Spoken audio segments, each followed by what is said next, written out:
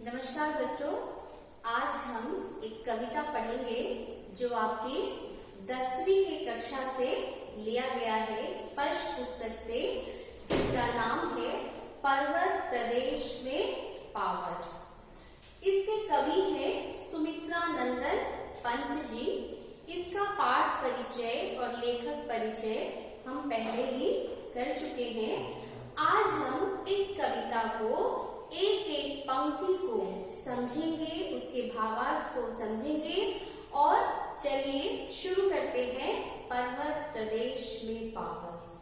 तो कविता की जो पहली कुछ पंक्तियां हैं उसको हम देखते हैं। पावस ऋतु थी पर्वत प्रदेश, अर्थात वर्षा ऋतु। पावस मतलब क्या होता है? वर्षा ऋतु। तो पावस ऋतु थी पर्वत प्रदेश, अर्थात वर्षा ऋतु पर्वतीय प्रदेश में। पल पल परिवर्तित प्रकृति वेश, अर्थात एक एक पल में ही परिवर्तित हो जाता है प्रकृति का वेश। मतलब जो प्रकृति का जो आवरण है, वो वेश है, वो क्या हो जाता है? वो पल में परिवर्तित हो जाता है। मेखलाकार पर्वत अपार, और मेखलाकार रूप में, मेखलाकार का अर्थ होता है करघनी। करघनी जो स्त्रियां अपने कमर में पहनती है। तो आप इसको कुछ इस तरीके से, इस कविता को चित्रात्मक शैली में लिखा गया है, तो मैं कोशिश करती हूँ कि कुछ चित्रों के माध्यम से आप इस कविता को समझें और पर्वतीय प्रदेश में वर्षा ऋतु कैसी होती है उसका आनंद आप यहाँ पर घर पर बैठे बैठे ले लें। तो क्या है? पावस ऋतु थी पर्वत प्रदेश, पल पल परिवर्तित प्रकृति वेश, मेखलाकार पर्वत अपार। मतलब मेखलाकार के रूप में विशाल पर्वत फैले हुआ था। अपने सहस्त्र दृग सुमन फार। दृग सुमन मतलब जो पुष्प रूपी जो आंखें हैं उसके बारे में बोला जा रहा है। अवलोक रहा है बार बार अवलोक अर्थात बार बार अपने आप को देखना, ठीक है। और नीचे जल में निज महाकार। आप देखिए कोई भी इस तरीके से पर्वतीय प्रदेश में मेखलाकार रूप में पर्वत फैला हुआ है और इसके जो नीचे क्या है? जल है। क्या है? इसके नीचे जल के जमा है। उसी के बारे में बात कर रहे हैं कि ये पर्वत का जो रूप है वो अपने आकार को इस तरीके से देखिए कि पर्वत प्रदेश में पर्वत फैला हुआ है और उसके नीचे अपने महाकाल को जल में वह देख रहा है, अवलोक रहा है बार बार। फिर से आप इस चीज को ऐसा समझिए कि आपको अंत तक पूरी कविता इतने अच्छे से समझ में आ जाएगी कि आपको कोई भी प्रश्न आए आप इसको अच्छे से लिख सकते हैं। इसीलिए कविता को समझना बहुत जरूरी है। तो क्या था? पावस अर्थात वर्षा ऋतु। पावस वर्षा ऋतु। वर्षा, यहाँ थोड़ा जगह कम है, वर्षा ऋतु। तो पर्वतीय प्रदेश में वर्षा ऋतु का वर्णन है। वर्षा ऋतु में क्या होता है? पल पल में किस तरीके से पूरा प्रकृति का वातावरण का परिवेश बदल जाता है।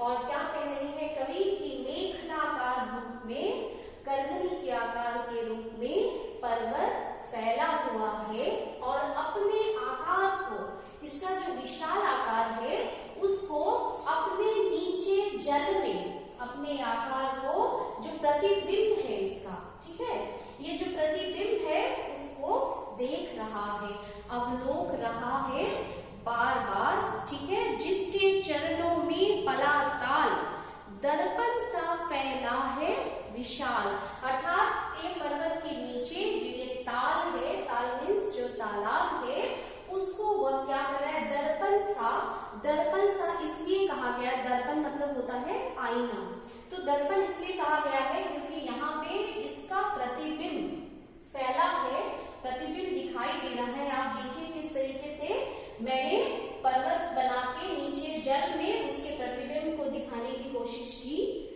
है, और आप चित्रकारी पे ध्यान नहीं दीजिएगा, जस्ट मैं चित्र के माध्यम से आपको ये कविता समझाने की कोशिश कर रही हूँ। तो ये पैराग्राफ आप अच्छे से समझ रहे होंगे।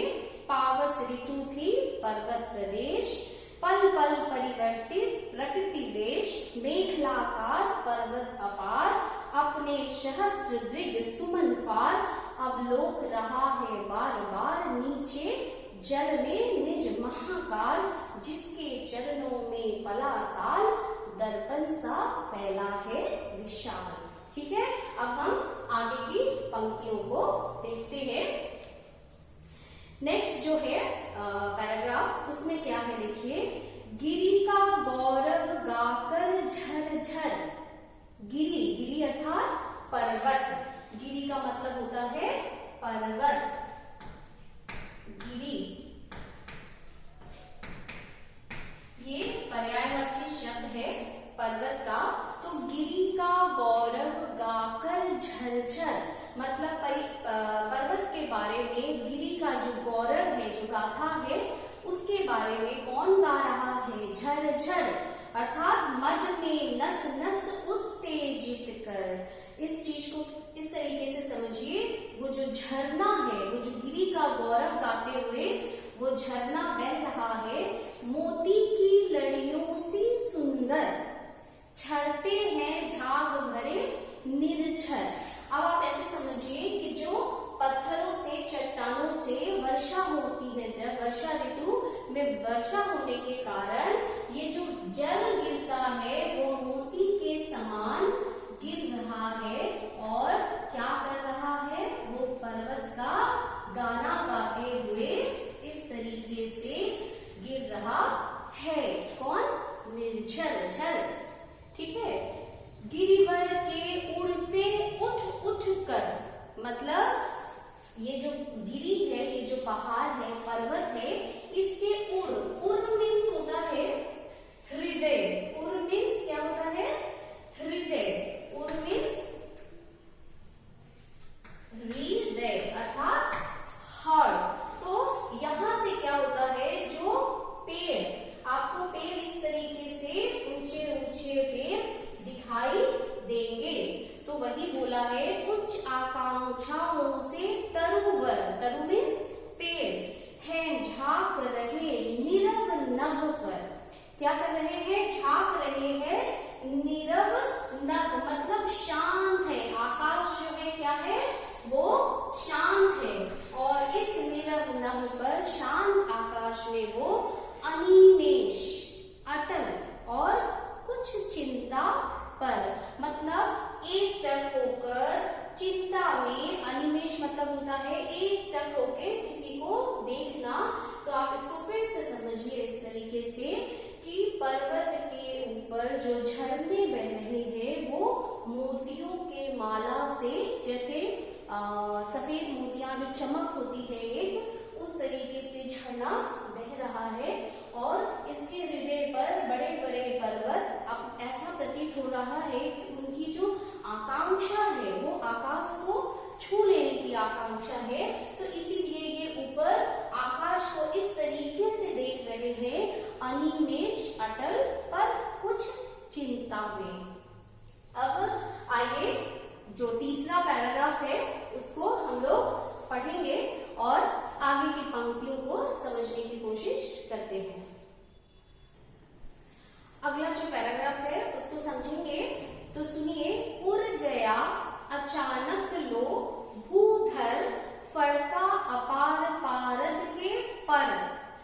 अभी हम देखेंगे क्या होता है अचानक। यहाँ तक तो आप एक बार फिर से समझ लीजिए कि मेखलाकार पर्वत अपार फैला हुआ था, और क्या था, उसका जो नीचे जल में प्रतिबिंब दिख रहा था, दर्पण सा फैला हुआ था जो जल, उसमें मेखलाकार का रूप अपने आप को, पर्वत अपने रूप को अवलोक रहा है,